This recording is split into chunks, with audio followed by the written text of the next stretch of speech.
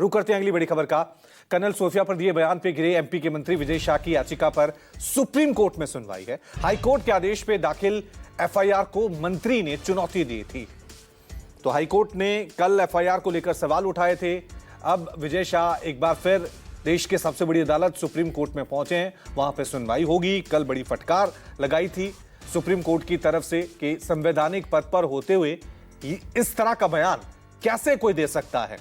चलिए इस खबर पे और ज्यादा जानकारी के लिए सीधा रुख करते हैं मेरे सहयोगी प्रभाकर मिश्रा का। प्रभाकर, जरा अपडेट बताएं सुनवाई को लेकर। रवि, अब से थोड़ी देर बाद सुनवाई होगी। अभी 18 नंबर मामला चल रहा है, आइटम चल रहा है और 40 नंबर पर ये मामला है, तो मुझे लगता है कि आधे घंटे कम से कम लगेंगे इस मामले पे सुनवाई के लिए।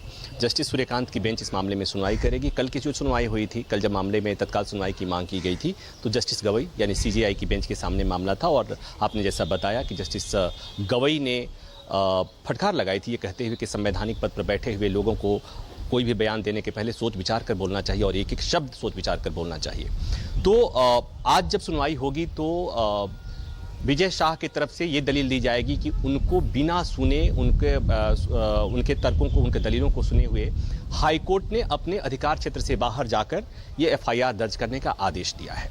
अब एक बात आती है कि हाईकोर्ट ने इस मामले में स्वतः संज्ञान लिया, सुमोटो संज्ञान लिया, उसके बाद से एफआईआर दर्ज करने का आदेश दिया। एफआईआर दर्ज हो गया। विपिन बता रहे थे हाईकोर्ट ने इस पर बात भी सवाल खड़ा किया था कि जिस ढंग से एफआईआर दर्ज की गई है उस एफआईआर पर हाईकोर्ट ने सवाल खड़ा किया और हाईकोर्ट ने यहां तक कह दिया कि उसे पुलिस की जांच पर को मॉनिटर करने की जरूरत पड़े, यानी कि हाईकोर्ट को भरोसा ही नहीं है कि राज्य में पुलिस इस पर अच्छे से जांच करेगी। तो हाईकोर्ट ने कहा कि हम इस जांच की मॉनिटरिंग करेंगे। और बात आती है कि सुप्रीम कोर्ट इसमें कितना दखल करेगा। चूंकि हाईकोर्ट ने ही इस मामले में स्वतः संज्ञान लिया, हाईकोर्ट के आदेश पर एफआईआर दर्ज हुई है, तो अब सुप्रीम कोर्ट के पास लिमिटेड स्कोप है। लिमिटेड स्कोप में यह कि तकनीकी ग्राउंड पर कि क्या उनको विजय शाह को बिना सुने हुए एफआईआर दर्ज करने का आदेश दिया जा सकता था क्या, तो यह तकनीकी ग्राउंड पर सुप्रीम कोर्ट में सुनवाई होगी। सुप्रीम कोर्ट के पास सुनवाई का लिमिटेड स्कोप है, बट यही देखना है कि क्या जिस तरह का रुख कल मुख्य न्यायाधीश अपना रहे थे, क्या जस्टिस सूर्यकांत की बेंच उसी तरह का रुख अपनाती है, या